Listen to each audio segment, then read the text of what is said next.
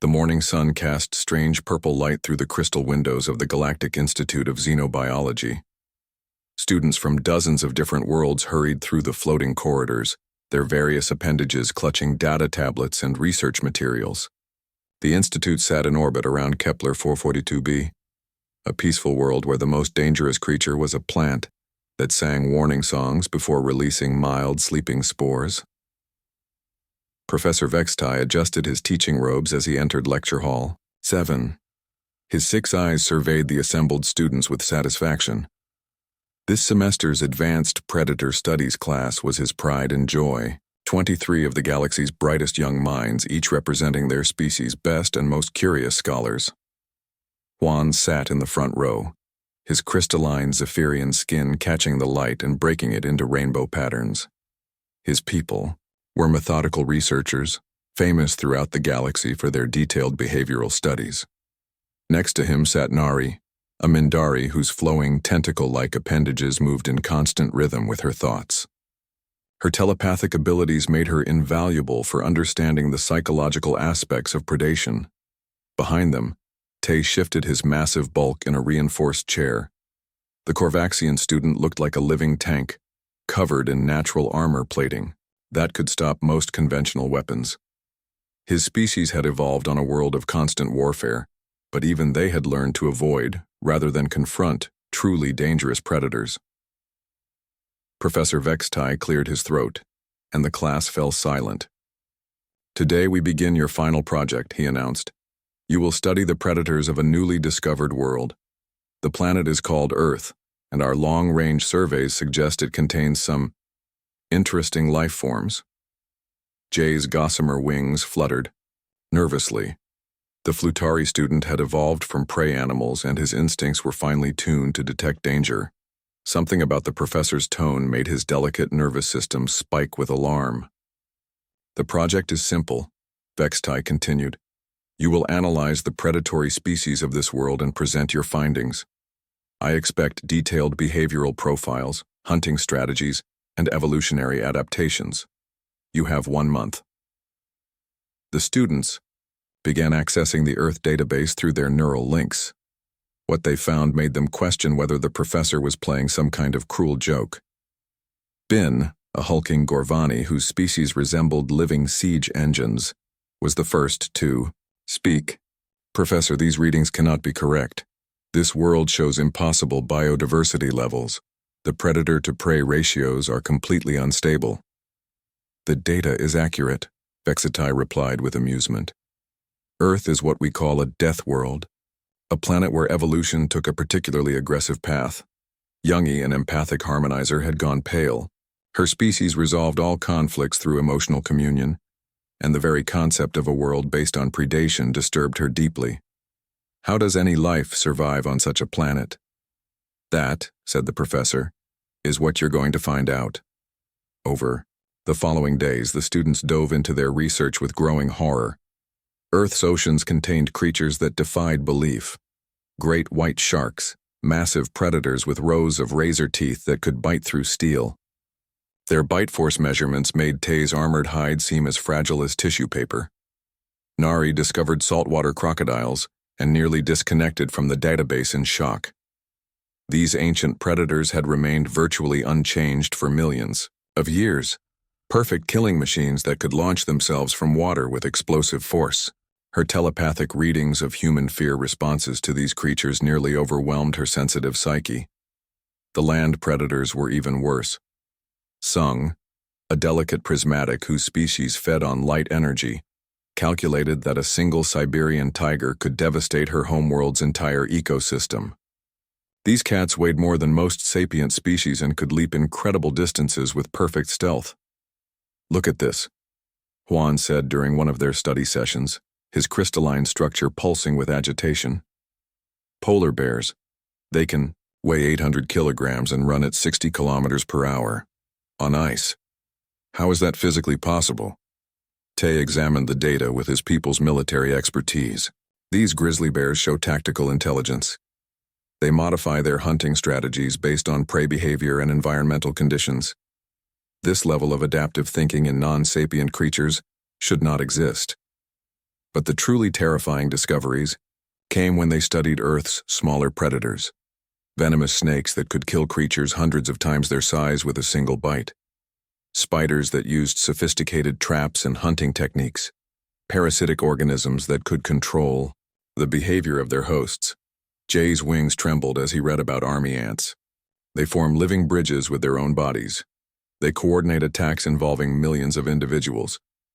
Professor, these creatures display hive mind intelligence without technological enhancement. The students began having nightmares. Their various sleep cycles were disrupted by images of Earth's predators. Nari required medical attention after a particularly intense telepathic session studying pack hunting behavior in wolves. "I don't understand how any prey species survived long enough to evolve," Young-A said during their weekly group meeting. "Every ecological niche is filled with something designed to kill." "Perhaps that's the point," Juan mused, his analytical mind working through the problem. "Perhaps the extreme predation pressure forced rapid evolution. But then what happened to the apex predators? What keeps these killing machines in check?" Their research led them deeper into Earth's natural history. They discovered that most of the planet's megafauna had gone extinct relatively recently. Massive predators that made modern Earth creatures look harmless had simply disappeared. "Climate change," Sung suggested. "Natural disasters, asteroid impacts." But Tay's military training made him suspicious. "The extinction patterns are too selective.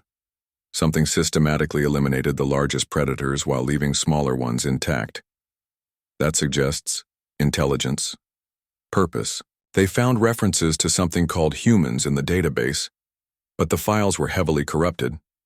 What little information they could extract suggested these humans were some kind of maintenance species, possibly artificial intelligences, left behind by the planet's original inhabitants.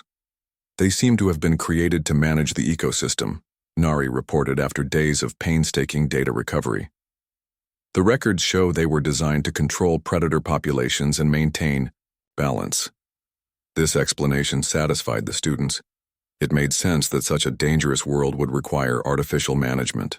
The alternative, that natural evolution could produce a species capable of surviving alongside such monsters, was too terrifying to consider. As the month progressed, their presentations took shape. Each student chose different aspects of Earth's predatory ecosystem to analyze. Juan focused on behavioral adaptations, documenting the sophisticated hunting strategies used by pack hunters like wolves and lions. Nari studied the psychological warfare employed by ambush predators, creatures that used fear and surprise as weapons. Tay examined the physical capabilities of Earth's apex predators, creating detailed combat analyses that made his professors question whether the data was accurate. No world could possibly support creatures with such devastating capabilities. The smaller predators fascinated Sung.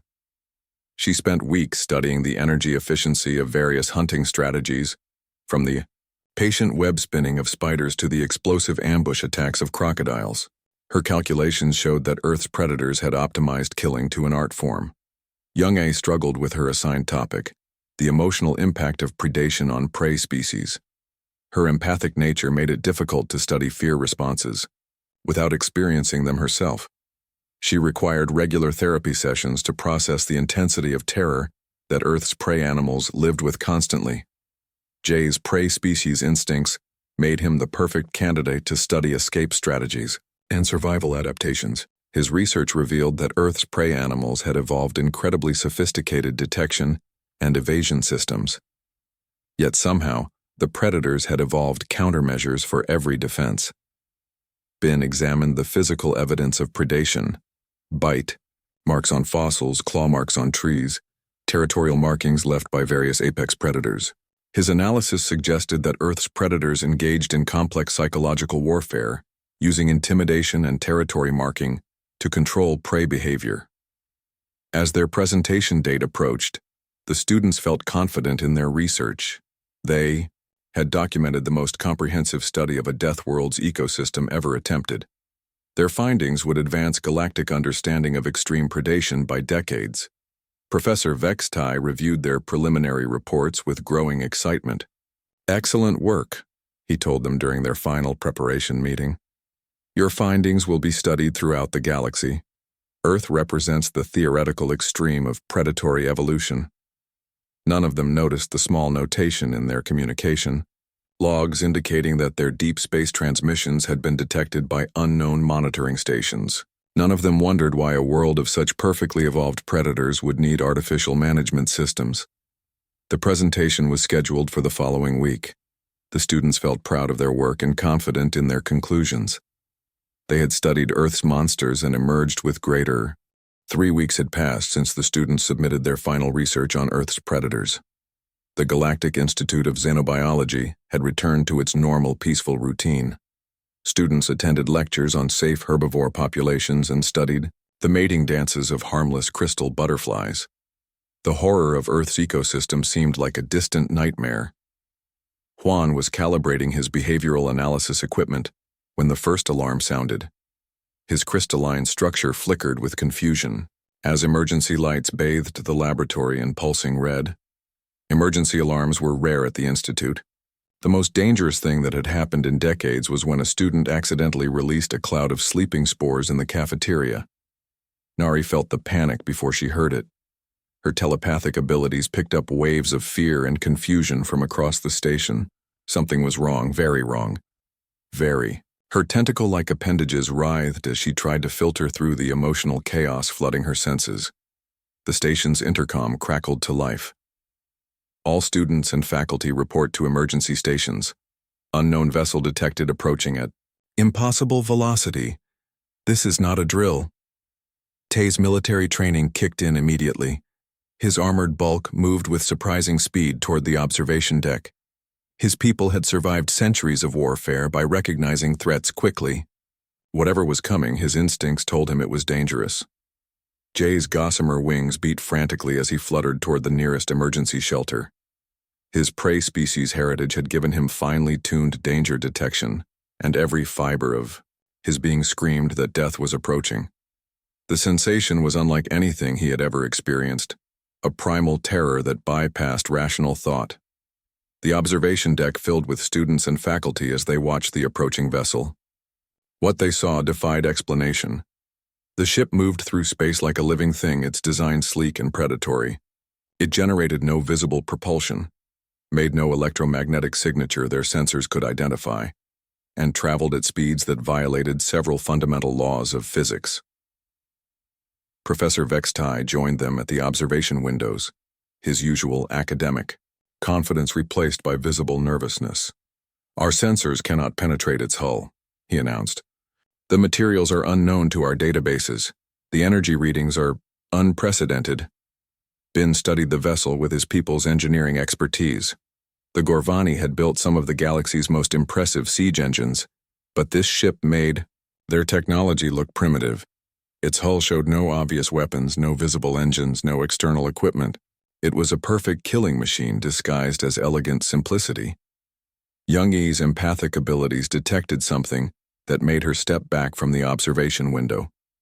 The ship radiated an emotional signature she had never encountered before, focused determination, combined with playful curiosity. It was the mental pattern of a predator that had spotted interesting prey. The vessel ignored all communication attempts. Standard hailing frequencies received no response.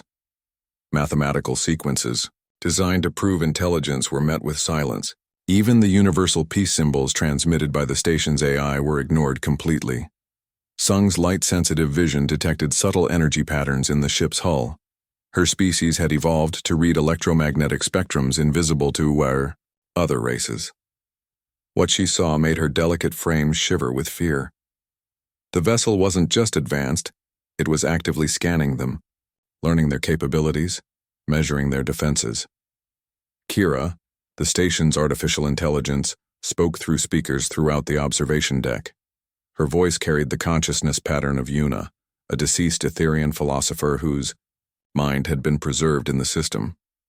I am calculating survival probabilities based on the vessel's demonstrated capabilities.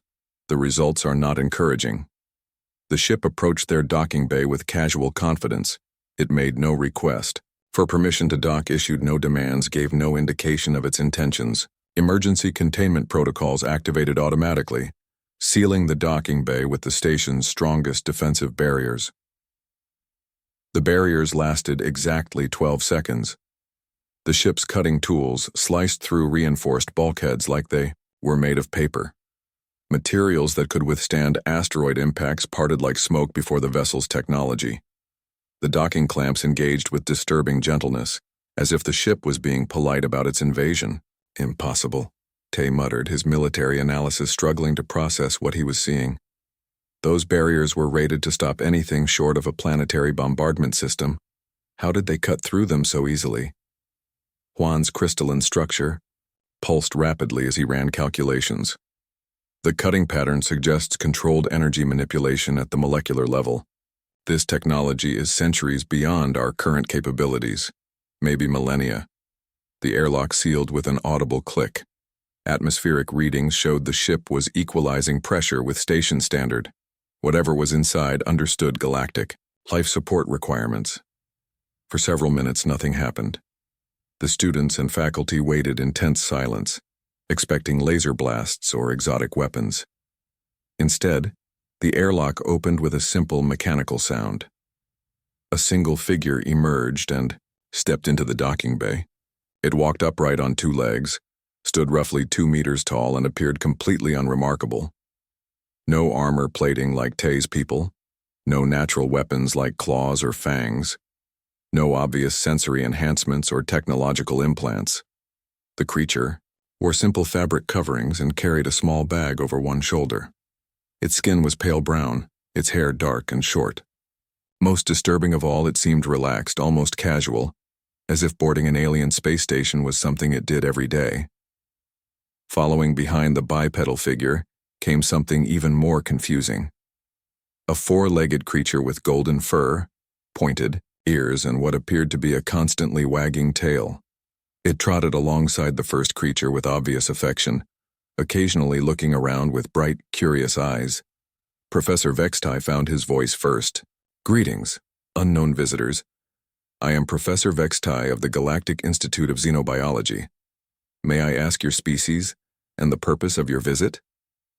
The bipedal creature smiled, revealing flat teeth completely unsuitable for tearing flesh. When it spoke, its voice was calm and friendly, using perfect galactic standard without any technological assistance. "Hello, Professor.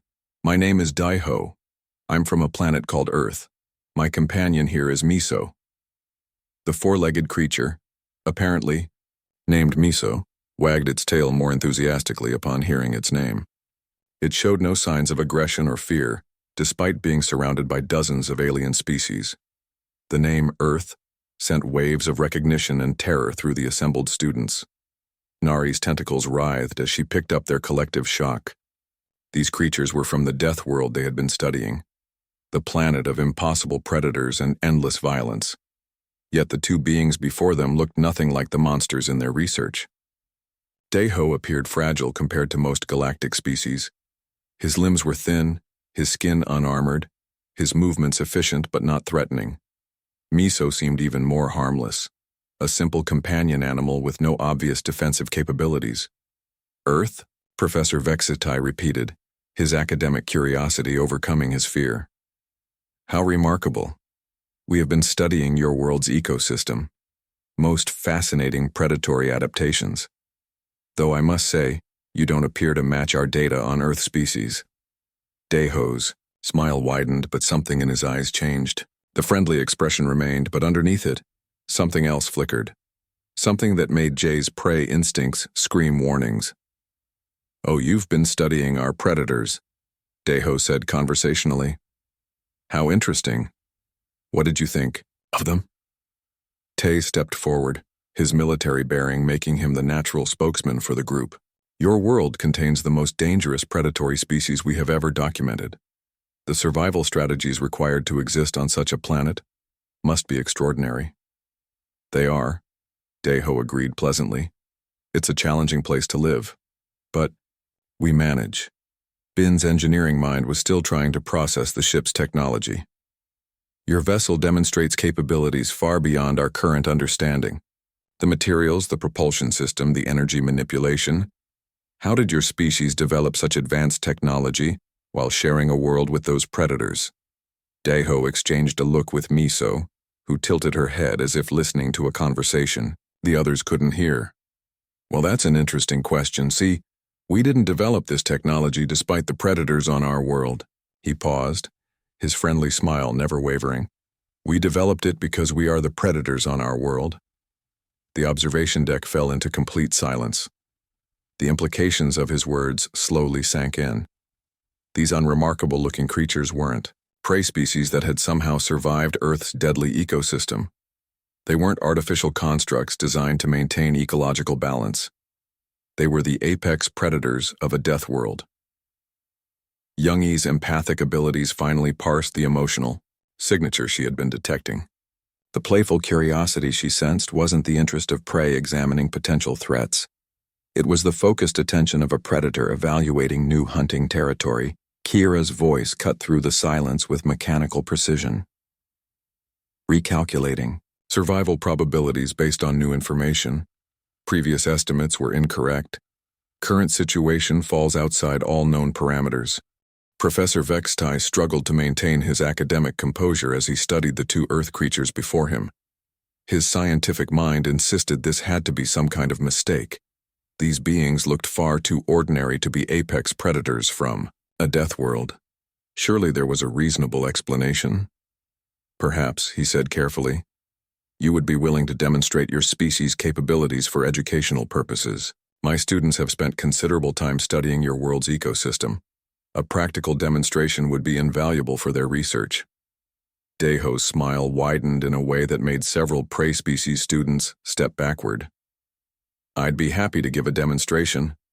What would you like to see? Bin, the hulking Gorvani student, made the mistake that would haunt him for the rest of his life. His people were siege engines made flesh, bred for warfare and conquest. The idea that these fragile-looking creatures could be dangerous struck him as absurd. He laughed. The sound boomed through the observation deck, a deep rumble that spoke of his people's confidence in their natural superiority. Professor, surely you cannot be serious. Look at them. No armor, no claws, no natural weapons. How could such weak creatures survive on a world of monsters? The laughter died in Bin's throat as Daeho turned to look at him. The human's expression remained friendly, but something in his eyes changed. For just a moment, Bin glimpsed something that made his engineered warrior instincts freeze in place. Weak? Daeho asked quietly. Is that what you think we are? Miso's tail had stopped wagging. The golden-furred creature sat perfectly still, her attention focused on the Gorvani student with an intensity that made nearby prey species nervous. Tell you what, Daeho said, his voice still conversational. Let me show you what made humans the apex predator of a death world. But first, let me ask you a question. What do you think makes a successful predator? Tay answered from his military experience. Speed, strength, natural weapons, armor, tactical intelligence. Good answers, Daeho nodded. Those are all useful, but you're missing the most important trait, the one that matters more than all the others combined. He paused, letting the question hang in the air. Stubbornness. Juan's crystalline structure flickered with confusion. Stubbornness is not a predatory adaptation. It is a behavioral trait with no survival value. Oh, but it is, Daeho disagreed. Let me explain. Professor, do you have access to your gymnasium facilities? I'd like to demonstrate human hunting techniques. Professor Vexatai nodded, his curiosity overcoming his nervousness.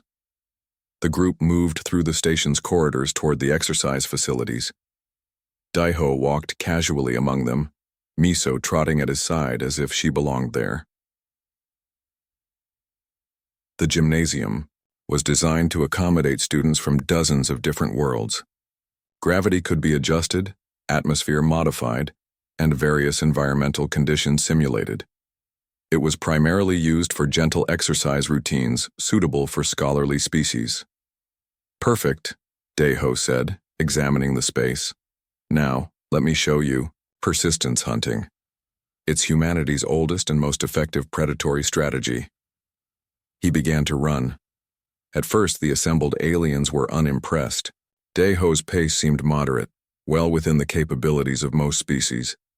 Tae's people could sprint much faster. Jay's could fly. Even Youngi's peaceful species could move more quickly when necessary. But Daeho didn't stop. Minutes passed. Then an hour. The human maintained the same steady pace, his breathing controlled and rhythmic. His movements showed no signs of fatigue, no indication that he was pushing his limits. Sung was the first to understand what she was witnessing. Her species fed on light energy and had studied metabolic efficiency for millennia. She began running calculations as she watched the human, her delicate frame trembling as the results became clear. "Impossible," she whispered. "The energy expenditure is unsustainable. He should have collapsed 20 minutes ago." But Daeho kept running. His pace never varied. His breathing remained steady. Sweat appeared on his skin, but he showed no signs of slowing down. "This is how humans hunted for millions of years," he explained as he ran, his voice conversational, despite his exertion. "We would pick a target, maybe an antelope, maybe a deer, and we would follow it. Not fast enough to catch it immediately, just fast enough to keep it moving." The second hour passed.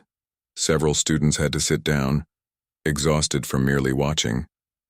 The humans' endurance defied everything they knew about biology and energy conservation. "The prey would run away, of course," Daeho continued, still maintaining his steady pace. "Much faster than us, but here's the thing about being faster. It uses more energy. A lot more energy." Nari's telepathic abilities were picking up something disturbing from the human's mind. Where she expected to find fatigue and strain, she detected something else entirely. Daeho was enjoying this. The physical exertion that would kill most sapient species was generating feelings of satisfaction and pleasure in his mind. "So the antelope would sprint away thinking it was safe," he explained. "But we would still be there when it stopped to rest, still coming, still following, and every time it had to run again, it got a little more tired." The third hour began. Bin, despite his earlier laughter, was starting to understand. His people were built for short, devastating assaults. The idea of maintaining combat effectiveness for hours was foreign to Gorvani thinking. "Eventually," Daeho said, his pace still unchanged, "the prey would realize it couldn't shake us. That's when the real terror would begin. It would run until its heart burst, until its legs gave out, until it collapsed from exhaustion. And we would still be there. Still coming, still following." Youngi's empathic abilities were overwhelmed by what she was sensing from the human. The emotional signature she detected wasn't the desperate determination of a creature pushing beyond its limits. It was the calm confidence of a predator who knew exactly what he was capable of. "But surely," Professor Vextai said, his scientific mind struggling with the implications, "this technique would only work against certain prey species. Other predators would simply fight back." Daeho's smile returned, and this time, there was nothing friendly about it. "Oh, it works on predators too, especially predators. They're used to quick fights, decisive victories. They don't know how to handle something that just won't quit." He gestured toward Miso, who had been walking alongside him throughout his run, showing no signs of fatigue. "Wolves learned that lesson. So did bears, and big cats, and sharks, and every other apex predator on our world." The fourth hour passed. By now, several students needed medical attention. The sheer impossibility of what they were witnessing was causing psychological distress. Jay's prey instincts were screaming at him to flee, but his legs wouldn't obey. He was frozen in place by the realization that he was watching his species' ultimate nightmare, a predator that never stopped hunting. "The beautiful thing about persistence hunting," Daeho explained, finally slowing to a walk, but showing no signs of real fatigue, "is that it doesn't just exhaust the body, it breaks the mind. The prey stops thinking about escape and starts thinking about when the pain will end." He stopped running and turned to face the assembled students. His breathing was slightly elevated but perfectly controlled. After 4 hours of continuous exertion that should have killed him, he looked ready to continue for 4 more. "That's the first lesson about humans," he said pleasantly. "We don't give up, ever. Once we decide to hunt something, we keep hunting it until it's dead or we are. Usually it's dead. Tay's military training was reassessing everything he thought he knew about warfare. His people fought in short, brutal engagements designed to overwhelm enemies quickly. The idea of a species that could maintain combat effectiveness indefinitely changed every tactical equation. But endurance is just the beginning, Daiho continued. Let me show you what really makes humans dangerous. He walked to the gymnasium's equipment storage and began examining the various exercise devices and maintenance tools. Within minutes, he had assembled them into something that made Bin's engineering expertise recognize with horror: an improvised weapons system. Using only materials found in an academic gymnasium, Daiho constructed a spear, a bow with arrows, several different types of traps, and what appeared to be an explosive device. Each tool was crafted with casual efficiency, as if he had done this thousands of times before. Tool use, he explained as he worked. Every human learns this from childhood. We can turn anything into a weapon. A stick becomes a spear, a rock becomes a hammer, string becomes a trap. We see potential weapons in everything around us. Juan's analytical mind was working overtime, trying to process what he was seeing. The improvisation speed is impossible. You would need extensive training in engineering and material science to achieve such rapid construction. Every human has that training, Daiho replied. We call it growing up. By the time we reach adulthood, we've spent years learning to solve problems with whatever materials are available. It's not special knowledge. It's basic survival skills. He hefted the improvised spear, testing its balance with practiced ease.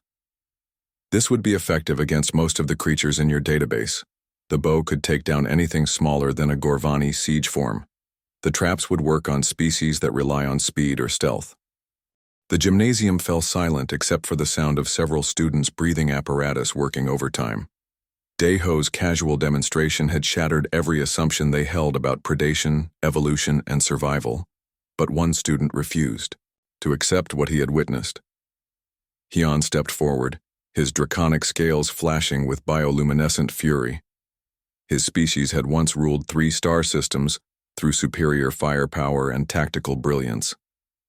The idea that these soft, seemingly fragile creatures could represent a threat to galactic civilization was an insult to everything he believed. Impressive endurance, he said, his voice dripping with condescension. But endurance means nothing against superior technology and military strategy. Your species may have dominated primitive beasts, but you face civilized races now. Daiho turned to study the draconic student with interest. Hyun stood nearly 3 meters tall, covered in natural armor plating that could deflect energy weapons. His people were born warriors, genetically engineered for conquest and domination. You think we're primitive, Daiho observed. It wasn't a question. Obviously, Hyun replied. Your world had no space travel when we first detected it, no energy weapons, no planetary defense systems. Whatever natural advantages you may have, had on your backwards planet mean nothing here. Miso's ears perked up at the hostile tone, but she remained sitting calmly. Her golden fur seemed to shimmer slightly, though none of the watching aliens understood the significance of that change. I see, Daiho said thoughtfully. You believe technological superiority determines combat effectiveness. Would you like to test that theory? Professor Vextai stepped between them quickly. Gentlemen, please, this is an academic institution. We don't settle disputes through combat. Of course not, Daiho agreed.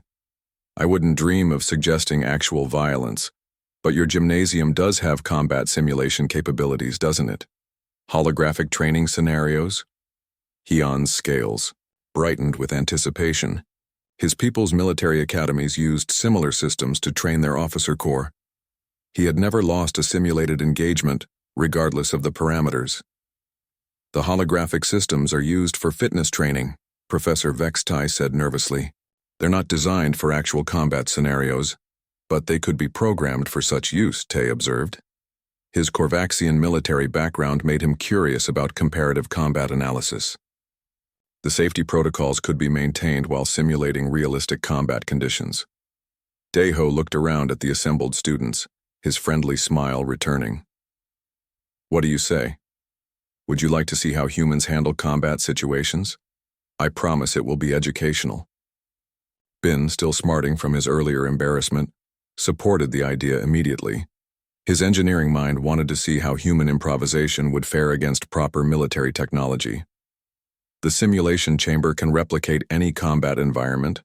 In the Galactic database, choose your scenario, human. Actually, Deho said, I'd prefer to use scenarios from Earth. Would that be possible? Kira's voice echoed through the gymnasium. I can access your planet's environmental data and construct appropriate simulations. What parameters would you prefer? Let's start simple, Deho replied. African savanna. Nighttime. I'll need basic survival gear, simple clothing, no advanced technology, and I'd like the simulation to include local predators. The students moved to the observation deck as the gymnasium's holographic projectors came online. The sterile academic environment vanished, replaced by rolling grasslands under a star-filled sky. The air smelled of dust and distant rain. Somewhere in the darkness, predators were already moving. Deho stood in the center of the simulation, apparently defenseless. He wore the same simple clothing he had arrived in, carried no weapons, had no obvious technological advantages. Miso sat beside him, her tail no longer wagging. Simulation parameters active, Kira announced. Local predators include lions, leopards, hyenas, and various venomous species. Survival probability for unaugmented organic life, 12%. Hion settled back to watch the humans' inevitable failure. 12% seems optimistic. Most species would die within minutes in such conditions. The first challenge came quickly. A pack of holographic hyenas detected the humans' presence and began circling. Their electronic laughter echoed across the savannah as they tightened their formation. Hyenas were efficient pack hunters, capable of bringing down prey many times their size. Deho did something that made every watching alien question their understanding of predator-prey relationships. Instead of running or fighting, he built a fire, using only materials available in the simulation: dry grass, dead wood, friction-based ignition. He created light and heat in the darkness. The effect on the holographic predators was immediate and dramatic. The hyenas retreated to a safe distance, their pack formation dissolving into nervous uncertainty. Fire, Deho explained calmly as he fed fuel to the flames. Humanity's first tool. We didn't just discover fire, we conquered it, made it ours, used it to claim the night from every other predator on our world. Sung was running frantic calculations. The energy expenditure for maintaining combustion should exceed the defensive benefits. This is not an efficient survival strategy. Efficiency isn't the point, Deho replied. Dominance is. Those hyenas could kill me in a straight fight. But I don't fight straight fights, I change the rules. The simulation continued. A pride of lions approached, drawn by the scent of potential prey. Lions were apex predators, perfectly evolved killing machines with no natural enemies except other lions. They stopped at the edge of the firelight and refused to come closer. Your world's apex predators, Deho said, gesturing toward the magnificent, holographic cats, learn to fear humans so completely that they avoid our presence even when we appear defenseless. Fire taught them that humans control forces beyond their understanding. Nari's telepathic reading of the simulated animals revealed something disturbing. The holographic predators weren't just avoiding the fire. They were exhibiting learned behavior patterns, suggesting generational trauma. These digital recreations were displaying fear responses that had been programmed into them based on real animal behavior. The simulation is accurate, she whispered. These responses are based on actual predator behavior around humans. Your species traumatized Earth's apex predators so thoroughly that fear of humans became instinctual. We prefer to think of it as establishing proper boundaries, Deho said pleasantly. The simulation escalated. Dawn broke across the holographic savannah, and new challenges emerged. A massive Cape buffalo, one of Africa's most dangerous animals, charged toward the humans' position. These creatures were known to kill lions, feared even by experienced hunters. Deho picked up a stick. Not a spear. Not a sharpened weapon. Just a simple wooden branch about as long as his arm. He faced down a 2-ton killing machine with what appeared to be a toy. The buffalo's charge faltered. The massive animal slowed, stopped, then backed away from the human holding a stick. Its holographic intelligence was sophisticated enough to recognize what the watching aliens couldn't. That stick represented something far more dangerous than claws or fangs. Tool use changes everything, Deho explained, examining his improvised weapon. This stick isn't just wood. It's human intelligence made manifest. It's the promise that anything I touch becomes more dangerous than it was before. Tay's military analysis was struggling to process what he was seeing. The buffalo has superior mass, speed, and natural weapons. The wooden implement provides no meaningful combat advantage. Why did it retreat? Because it recognizes what you don't, Deho replied. That stick proves I'm human, and humans are the species that turned sticks into spears, spears into arrows, arrows into guns, guns into missiles, missiles into planet crackers. Every tool we've ever built started with someone picking up a stick. The watching aliens began to understand the true horror of what they were witnessing. The buffalo wasn't retreating from the stick. It was retreating from the entire history of human technological development that the stick represented. Simulation advancement requested, Kira announced. Current parameters no longer present meaningful challenge to test subject. Excellent, Hyun said, his scales flashing with renewed confidence. Let's see how your primitive fire starting performs against real military scenarios. The savannah vanished, replaced by a urban warfare environment based on human historical conflicts. Deho stood in the ruins of a city, surrounded by simulated enemy forces equipped with advanced weapons and tactical advantages. What followed was not a battle. It was an education in the difference between fighting and winning. Deho didn't engage the enemy forces directly. Instead, he disappeared into the urban environment like smoke.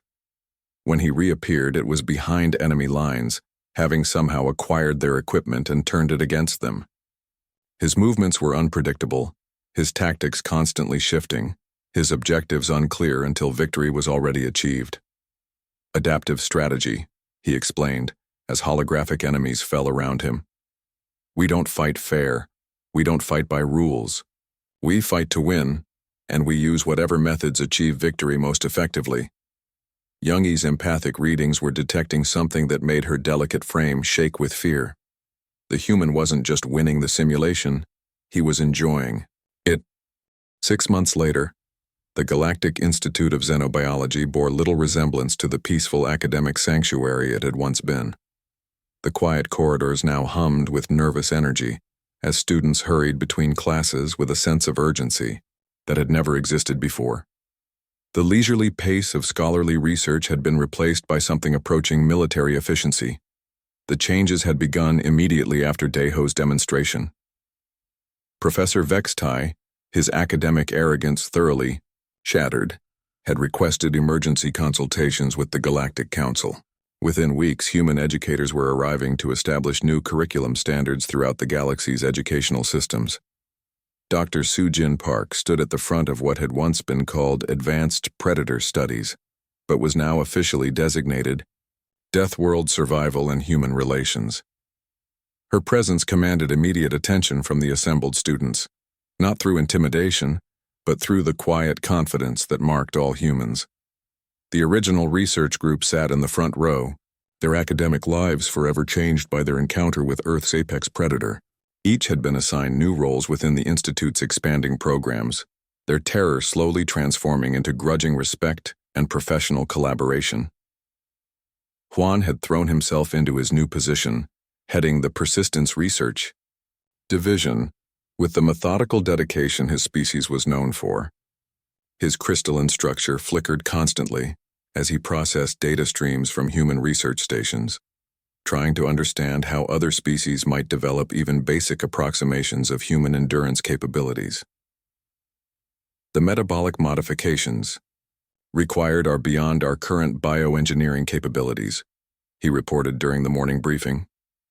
Human cardiovascular efficiency operates on principles that should be physically impossible. Their muscle fiber composition defies standard biological models. Dr. Park nodded approvingly. Remember, Juan, you're not trying to create humans. You're trying to help your species survive first contact with death world conditions. Small improvements in endurance could mean the difference between life and death in extreme situations. Nari had initially required extensive therapy after her telepathic encounter with human mental patterns. Her species' evolved empathy made it difficult to process the intensity of human determination without psychological damage. But she had eventually adapted, becoming the galaxy's leading expert on human psychological frameworks. The emotional resilience measurements continued to exceed our theoretical maximums, she reported, her tentacle-like appendages moving in patterns that indicated both fascination and lingering fear. Human mental architecture is designed to not just survive trauma, but to learn from it and become stronger. It's the psychological equivalent of their physical persistence hunting strategies. Excellent observation, Dr. Park replied. Your research is helping other species develop early warning systems for psychological breakdowns. That knowledge will save lives. Tay had embraced his role as military liaison with enthusiasm tempered by healthy respect for human capabilities. His people's warrior culture had evolved to appreciate superior tactical thinking, even when it came from unexpected sources. His reports to Korvaxian High Command had revolutionized their understanding of warfare itself. Human military doctrine integration proceeds ahead of schedule, he announced, his armored bulk somehow managing to convey nervous excitement. Our war colleges are requesting additional human advisors. The strategic principles you've shared have applications we never considered. Dr. Park's smile carried the same friendly warmth that all humans seem to possess, along with the same subtle undertone that reminded everyone exactly what species they were dealing with.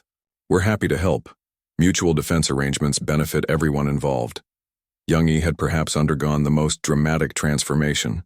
Her empathic nature, initially overwhelmed by human emotional intensity, had eventually learned to interpret and translate human feelings for other species. Her interspecies bonding workshop had become one of the Institute's most popular courses. Registration for the pack bonding seminars is exceeding capacity, she reported, her delicate frame no longer trembling in human presence. Species throughout the galaxy want to understand how humans form such intense loyalty connections. The applications for diplomatic relations are significant. Of course, Dr. Park agreed. Humans have always believed that making friends is preferable to making enemies, though we're equally good at both when necessary. Jay's prey species instincts had made him uniquely qualified to serve as the Institute's early warning system for potentially dangerous species. His nervous system, evolved over millions of years to detect threats, had become finely attuned to the subtle signs that indicated when a species might pose human-level dangers. No immediate threats detected in the current semester's applications, he reported, his gossamer wings fluttering with nervous energy that never quite went away around humans. Though I'm monitoring 3 species that show concerning adaptability markers. Good work, Dr. Park said. Prevention is always preferable to reaction. We'd rather make friends before misunderstandings develop. Sung had become obsessed with human energy systems, her light-based physiology allowing her to analyze metabolic processes that other species couldn't detect. Her Metabolic Impossibility Studies program was revolutionizing galactic understanding of biological energy conservation. The latest measurements confirmed that human energy efficiency violates at least 12 established laws of biological thermodynamics, she announced, her delicate frame practically vibrating with scientific excitement. Their ability to convert stored energy into sustained physical output operates on principles we don't understand. Science is wonderful that way, Dr. Park observed. There's always something new to learn. Human biology might seem impossible now, but understanding it will advance galactic medicine by centuries. Bin had discovered that his engineering expertise translated surprisingly well to understanding human tool-making capabilities. His deceptive appearances in technology seminars were teaching other species to recognize when seemingly primitive equipment might conceal advanced capabilities. Human technological development patterns continue to defy prediction models, he reported, his massive frame somehow managing to convey professional admiration. They consistently achieve results. that exceed their equipment's theoretical capabilities through modification techniques we're still trying to understand. Humans have always been good at making things work better than they should, Dr. Park replied. We'll be happy to share some basic principles with your engineering programs. Heon had perhaps learned the most important lesson of all. His proud, warrior culture had been forced to confront the reality that superior firepower meant nothing against enemies who refused to fight fair. His combat adaptation strategies seminars were among the most requested courses in the galaxy. Human tactical doctrine integration faces resistance from traditional military hierarchies, he admitted, his scales dim with what other species had learned to recognize as humility. Many species believe their established strategies are sufficient for any threat. They'll learn, Dr. Park said with the patient confidence that marked all human predictions. Usually when they encounter their first Death World species, we'd prefer they learn through education rather than practical experience. The morning briefings had become routine, but they served an important purpose beyond mere information exchange. They reminded everyone at the Institute that they were now part of something unprecedented in galactic history, an educational partnership with apex predators who had chosen cooperation over conquest. The transformation went beyond curriculum changes. The Institute's entire culture had shifted to accommodate the reality of human presence in the galaxy. Students who had once spent their time studying the mating dances of crystal butterflies now learned survival techniques for hostile environments. Academic debates about theoretical predation models had been replaced by practical workshops on threat assessment and emergency response. The changes weren't limited to the Institute itself.